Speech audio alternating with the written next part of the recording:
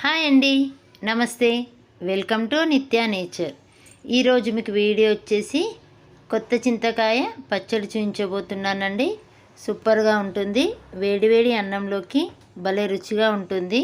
ఒకసారి ట్రై చేయండి. ఇంకా మనం లేట్ చేయకుండా వీడియోలోకి వెళ్దాం. ముందుగా చింతకాయలు తీసుకోవాలి. ఇవి మంచిగా వాష్ చేసి పెట్టుకోవాలండి. ఇవి లేత చింతకాయలు. ఇవి పక్కన పెట్టేసుకోవాలి. ఇప్పుడు పెనం పెట్టుకొని 1 కప్పు ఆయిల్ వేసుకోవాలి. ఆయిల్ హీట్ తర్వాత టేస్ట్కి సరిపడా పచ్చిమిర్చి, కొంచెం ఎండుమిర్చి వేసుకోవాలి. ఇవి రెండు కలిపి చేయటం వలన చింతకాయ పచ్చడి సూపర్గా ఉంటుందండి. 1 స్పూన్ ధనియాలు, 1 స్పూన్ జీలకర్ర, చిటికెడన్ని మెంతులు వేసుకోవాలి. మెంతులు వేయటం వలన టేస్ట్ బాగుంటుంది.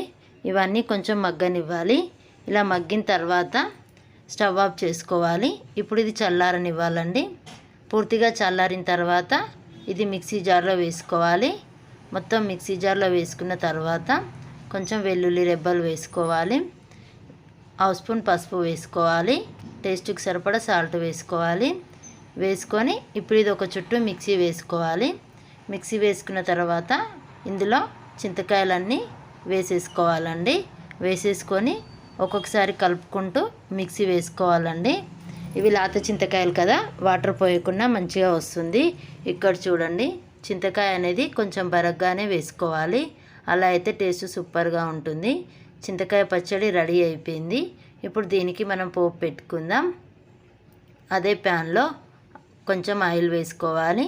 ఆయిల్ హీట్ అయిన తర్వాత 1 స్పూన్ శనగపప్పు, 1 స్పూన్ మినపప్పు, 1 స్పూన్ ఆవాలు, 1 స్పూన్ జీలకర్ర, కొంచెం కరివేపాకు వేసి కొంచెం వేగనివ్వాలి. ఈ చింతకాయ పచ్చడికి కొంచెం ఆయిల్ ఎక్కువగానే పడుతుందండి. ఆ విధంగా అయితే టేస్ట్ సూపర్గా ఉంటుంది. పోపు రెడీ అయిపోయిందండి. ఇందులో ఇప్పుడు చింతకాయ మనం మిక్సీ వేసిన పచ్చడి ఇందులో వేసి ఒకసారి కలుపుకుంటే పచ్చడి రెడీ అయిపోయింది. ఇప్పుడు సర్వ్ అవుట్ చేసుకోవడమే.